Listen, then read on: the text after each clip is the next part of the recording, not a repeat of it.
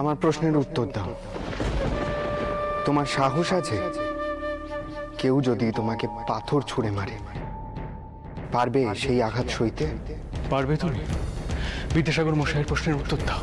পারবো, আমি পারবো। না, আমি ওদের কথায় ভেঙে পড়বো না। আমি যে বিদ্যাসাগর মশাইয়ের কাছে প্রতিজ্ঞা করেছি।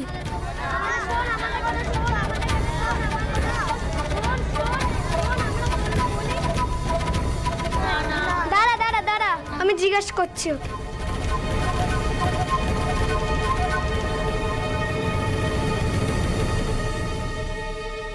তোমার নাম কি? গৌরাঙ্গ। তোমার পদবী? তোমার বংশ পরিচয় কি? এখানে নানান ছাত্র তোমার বংশের ব্যাপারে নানান কথা কইছে। তুমি সকলের সামনে বলো কোন বংশের বেটা তুমি। কি হলো বলো?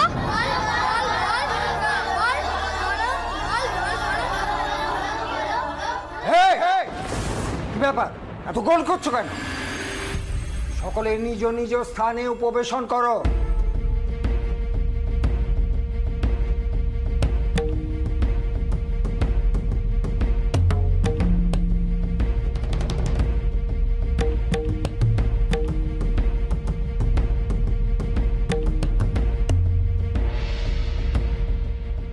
তুমি বুঝি নতুন এসেছো?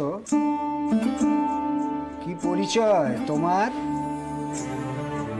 পিতা কি কার্য করেন? ব্রাহ্মণ তো নও, তবে কি কুলীন কায়স্থ?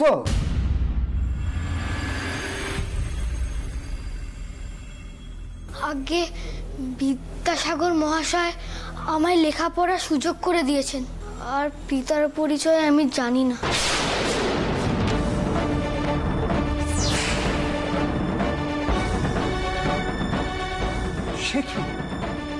শিব শিব শিব।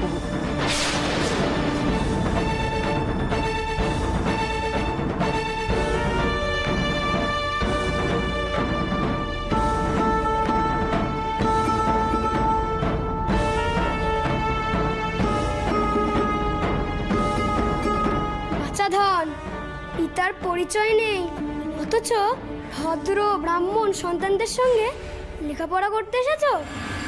এসবের সঙ্গে লেখাপড়ার কি সম্পর্ক? শোনো, বিদ্যাসাগর মহাশয়ের সঙ্গে আমরা যোগাযোগ করছি। কোনো পিতৃ পরিচয়হীন ছাত্র এই বিদ্যালয়ে পড়তে পারবে না। এখানে সব ভদ্রঘরের ব্রাহ্মণ সন্তানরা বিদ্যাভ্যাস করতে আসে। তুমি এখনই এই কক্ষের বাইরে চলে যাও।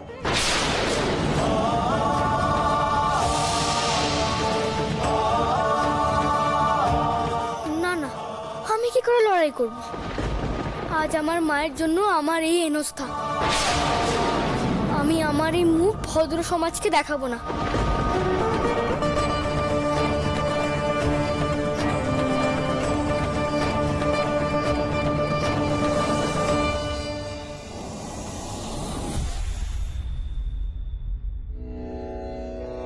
মান্যবরেশ্বর সিংহী মহাশয়, স্থির করিলাম আমার পুত্র ভূপালচন্দ্রের বিবাহ আপনার কন্যা কল্যাণিয়া কমলমণির সহিতই হইবে, কিন্তু কিছু ব্যক্তিগত কার্যে ইদানিংকালে ব্যস্ত থাকিবার দরুন এখনই পাত্রী দেখা সম্ভব হইতেছে না।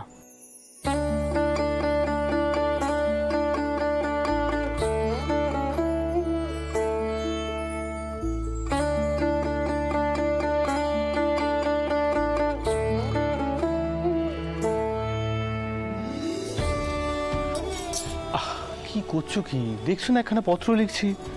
তা আপনি লিখুন নে, আমি কি আপনাকে আটকেছি? আপনার আর আপনার বড় বেটার জন্য পুজো দিয়ে এলুম। পেশাদি ফুলখানা তো মাথায় ছোঁয়াতে দেবেন। আবার কিসের পুজো? যাতে আপনার বেটার সুমতি হয়, ও বিয়েতে মত দেয়। এর অর্থ গোপাল বিয়েতে মত দেয়নি, অথচ আমি সিংহী মশাইকে চিঠি লিখছিলাম, উনি আমার উত্তরের অপেক্ষায় রয়েছেন। ও মা, আপনি একবার আমাকে শুধলেন নে। এই পত্র যদি একবার সিঙ্গি মশাইয়ের কাছে পৌঁছে যেত তখন কি কাণ্ডি বাদ্য আপনি ভাবুন। আপনার বেটা তো কিছুতেই বেতে রাজি হচ্ছে না। কেন রাজি হচ্ছে না কেন? কারণখানা কি? তার বিয়ের বয়স তো পেরিয়ে যাচ্ছে। আপনি সব প্রশ্ন আমাকে কেন করেন কোন তো? আপনার বেটাকেও তো করতে পারেন। আমি ওকে ডেকেছি পেশাদখানা দেবো বলে। আয় বাবা।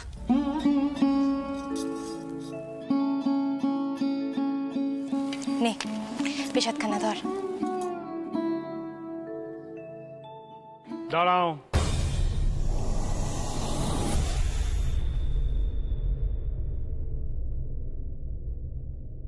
আমার কিছু কথা আছে তোমার সাথে।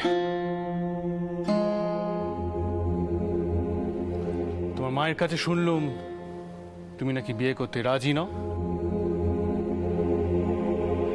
তার কারণটা কি জানতে পারি?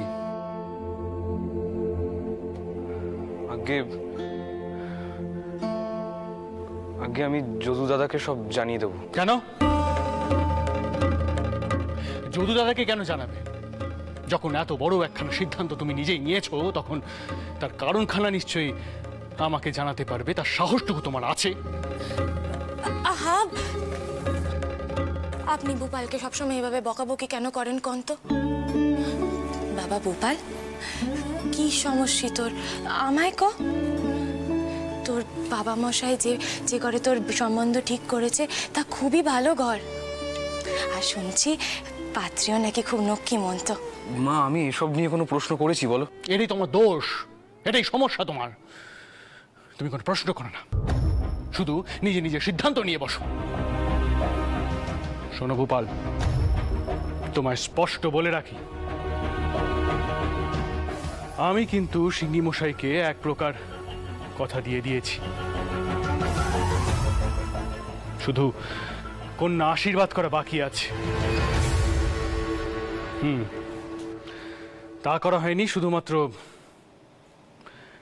তোমার দিদিমা আর আটামশাইয়ের সাথে পরামর্শ করা হয়নি বলে।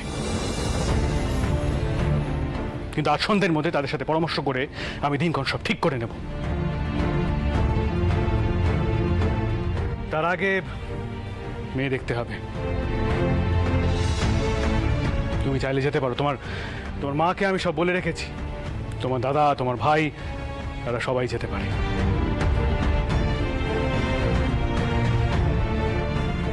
কিন্তু বিয়ে তোমাকে করতেই হবে।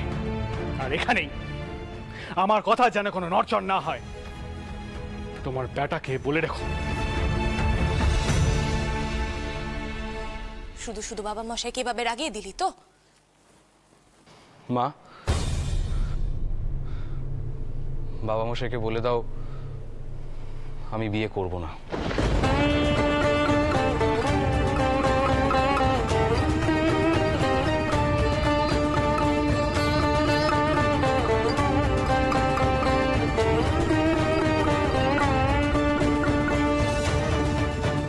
বাবা মশাই আর যা আদেশ করবেন তা আমি অবশ্যই পালন করব, কিন্তু বিয়ে করা আমার পক্ষে সম্ভব নয়। তুই বিয়ে করতে কেন রাজি নো সেটা অন্তত আমায় জানা। মা, সব কথা কি তোমায় বলা যায়?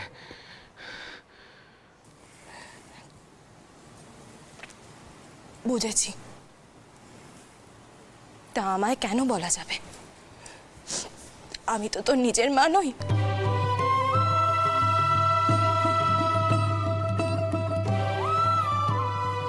শুধুমাত্র তোকে মানুষ করেছি।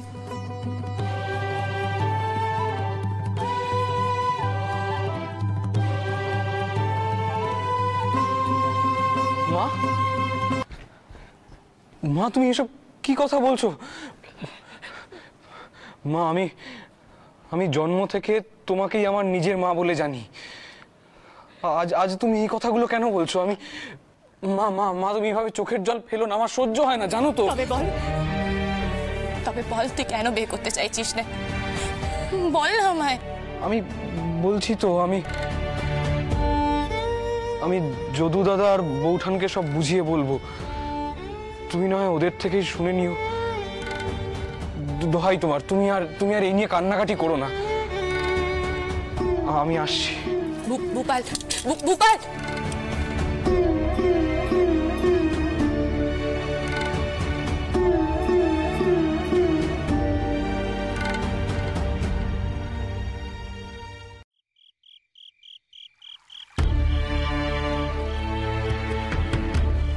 তো তুমি কত বাবা, হঠাৎ তুমি এমন করে সবা ডাকলে কেন? মা, বিদ্যাসাগর মশাইয়ের বাড়ি যাওয়ার সময় ভেবেছিলাম আপনাকে সব বলবো, কিন্তু সুযোগ হলো না।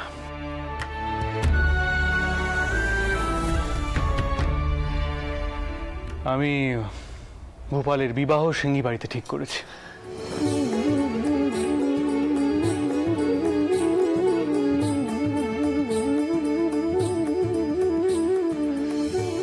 সিঙ্গি মশাইও খুব ধরে বসেছিলেন, আপনাদের সাথে কথা না বলে তো পাকা কথা দিতে পারছিলাম না। ওনার কনিষ্ঠা কন্যা কমলমণি, বছর 12 বয়স। বাহ বাহ, খুব ভালো খবর দিলে মথুর, সত্যি খুব খুব আনন্দ পেলাম।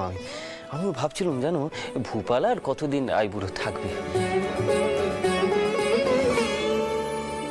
ওইদিকে যদুর জীবনটা এমন ভাবে, তাকে তো একটু সময় দেওয়া প্রয়োজন।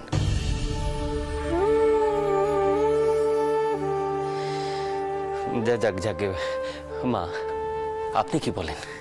ও মা, এই তো খুব ভালো কথা। আর মেয়ে যদি উপযুক্ত হয় তাহলে তো বিয়ের কথা এগোনো যেতেই পারে।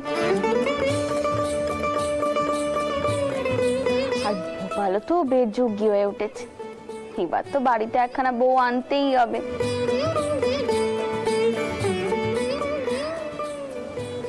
আমি তো ভেবেছিলাম যদুর বিয়েখানা টিকবে, তারপর না হয় ভোপালের বিয়ে দেবো। কিন্তু তা তো আর হলো না। আমি বলি কি, পাত্রী যখন ঠিক হয়ে গেছে তখন তো আশীর্বাদ কানে সেরে ফিরলেই হয়। কি কর চটকু? কি ও তুই আবার এরকম করে দাঁড়িয়ে আছিস কেন? কিছু ক। আমি আবার কি কইব বদ দিদি, আমি বই কি এই আলোচনা করে কি লাভ?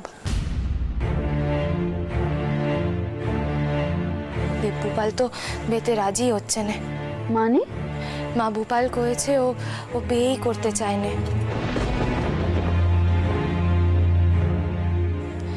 যদু কয়েছিল ও তোমার জামাইয়ের সাথে কথা কইবে, কিন্তু ভূপাল তো ওকেও মানা করে দিয়েছে। কয়েছে ও বিয়ে করবেই না। ভূপাল কাকে বিয়ে করবে আর করবে না সেটা ও ঠিক করবে না। বড়রা সিদ্ধান্ত নেবে ও কাকে বিয়ে করবে, আর ওকে সেটা মেনে চলতে হবে। মা, আপনি দিন স্থির করুন, আমি আর আটমশাই যদু আর মহেনকে নিয়ে পাত্রী দেখে আসব, আর আশীর্বাদের দিনক্ষণ ঠিক করে আসব। কিন্তু মথুর বাবু, আশীর্বাদের আগে আমাদেরও পাত্রী পছন্দ হলো কিনে সেটা একবার দেখতে হবে। কিন্তু সে তো দেখবেন বদ্দিদি, আপনারা গিয়ে পাত্রী দেখে আসবেন। তবে বিয়ে ওই বাড়িতেই হবে, আমি কথা দিয়ে এসেছি। আর তোর জায়গা পাত্রী দেখা মোটেই ভালো নয়। আচ্ছা মথুর, একটা ইচ্ছে অনিচ্ছে বলে তো বিষয় রয়েছে, এটা তো তোমার জেদাজিদের প্রশ্ন। জেদাজিদি প্রশ্ন নয় আটামশাই। ভূপাল তো ঠিক করে বলতেও পারছে না ও কেন বিয়ে করতে চায় না। স্পষ্ট বলুক, সেটা তো পারছে না। তাহলে ওর কথা এত গুরুত্ব কেন দেওয়া হচ্ছে? আর ওর উচিত ওর বাবা মশাইয়ের কথা মেনে চলা। মতুর, এখন যদি তোমার বাবা মশাই এখানে থাকতেন তাহলে কিন্তু উচিত জবাব দিতেন। তুমিও তো বেআই মশাইয়ের কথা খুব একটা মানতেনি, তাই না? হ্যাঁ, এটা ঠিক যে আমি সবসময় আমার বাবা মশাইয়ের কথা মেনে চলতে পারিনি, তা করিনি সত্যি। কিন্তু আমি যুক্তি দিয়ে কথা বলতে পেরেছি মা। ভোপাল পারছে সেটা করতে? ছেলে মানুষ ভাবছে বিয়ে করলে বিপদে পড়বে, ও তো কোনো কালই মনস্থির করতে পারে না। এখনো তাই হচ্ছে, দেখে নেবেন মা। মা, তুমি ওনাকে একটু বোঝাও। ছেলে বড় হয়েছে, এভাবে ওর মতের বিরুদ্ধে গিয়ে কি বিয়ে দেওয়া যায়? বড় জামাই দাদা, আপনি ওনাকে একটু বোঝান। আমি কি বোঝাবো বলো তো মথুরকে? মথুরকে কে কি বোঝাবে তুমি আমাকে বলো? ওর যেটা ইচ্ছে ও সেটা করেই ছাড়বে। না না মতুর, তোমার কিন্তু আরেকটি বার ভালো করে ভেবেচিন্তে। দিদিমা, তোমার সাথে একজন দেখা করতে এসছে। পালকিটা তো দেখে মনে হলো গায়িকা ময়না সুন্দরী। রানীমা, ক্ষমা করবেন রানীমা, খবর না দিয়ে এইভাবে অন্দরে ঢুকে এলুম, কিন্তু আমার কাছে যে আর কোনো উপায় ছিল না। আমি সকালবেলা গৌরকে স্কুলে পাঠিয়েছিলাম, তারপর থেকে ওর আর কোনো খোঁজ পাচ্ছি না।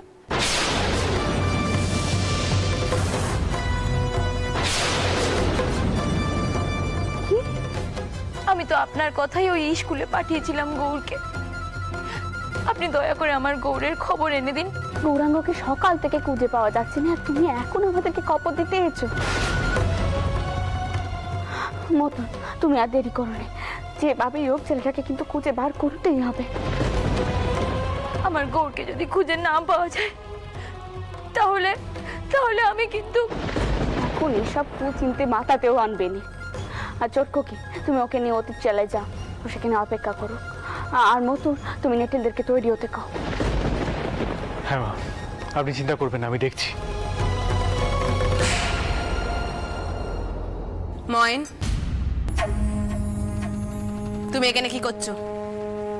যাও, ভেতরে যাও। কি হলো, যাও।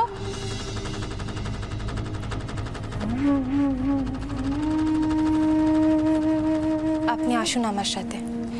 দেখুন, আপনি এভাবে চিন্তা করবেন না, মা তো কপর নিচ্ছে। আসুন।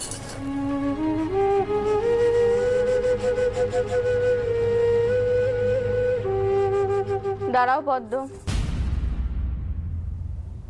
আমি জানি পদ্ম, তুমি আমার এই কাজকে কখনোই সমর্থন করবে না, কিন্তু ওই ছেলেটার দায়িত্ব তো আমিই নিয়েছি। তাই ওকে ওর মায়ের কাছে ফিরিয়ে দেওয়ার দায়িত্বটাও আমার। আর আমার দায়িত্ব তো আমাকেই পালন করতে হবে।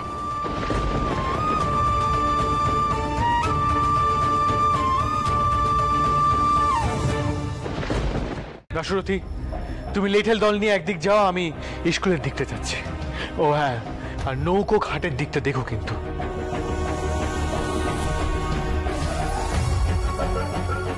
মতুর, হ্যাঁ মা। মতুর, তুমি খবর নাও স্কুলে ঠিক কি ঘটেছিল, আর ঈশ্বরের থেকে খবর নাও যে স্কুলের কর্মকর্তা কারা, কেমন? হ্যাঁ মা, আপনি চিন্তা করবেন না, আপনি এখন অন্দরে গিয়ে বিশ্রাম নিন মা। আর ইতিমধ্যে আমি যদুকে পাঠিয়েছি ঈশ্বরচন্দ্র বিদ্যাসাগর মহাশয়ের সাথে কথা বলতে, ওই কর্মকর্তারা কারা ছিল তাদের খোঁজ খবর করতে। বেশ বাবা, বেশ। তা ভোপাল কোথায় মতুর? তাকেও তো তুমি সঙ্গে করে নিয়ে যেতে পারো। তাকে আবার কেন মা? সে আবার এর মধ্যে কার সাথে তর্ক ঝগড়া করে বসবে, তখন আবার। তা তুমি করোনি? তুমিও তো করো, তাহলে ওকে এখন দোষ দিচ্ছ কেন? আমি যখন বলছি ভোপাল যাবে, তখন ভোপাল তোমার সাথেই যাবে, আর কোনো কথা নয় মতুর।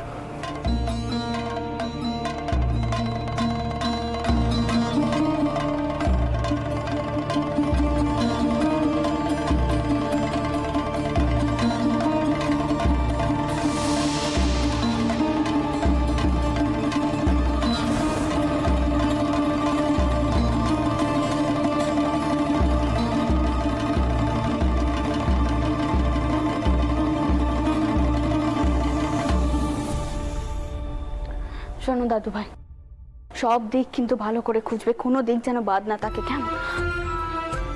আর তোমার বাবা মশাই একটুখানি খেয়াল রাখবে, কেমন? তার শরীরে কিন্তু আগের মতো আর ক্যাম্পটা নেই, শরীর ভেঙেছে, তবু তো সে কথা মানবে। হ্যাঁ দিদিমা, আমি গৌরাঙ্গকে খুঁজে নিয়ে আসবো, তুমি ভেবো না। যাও বাবা, সাবধানে যাও। সব জায়গা ভালো করে দেখবে, কেমন? আমার একটা বক্তব্য ছিল, কয়েকজন লেঠেল সঙ্গে পেলে আমিও খুঁজতে যেতে পারি।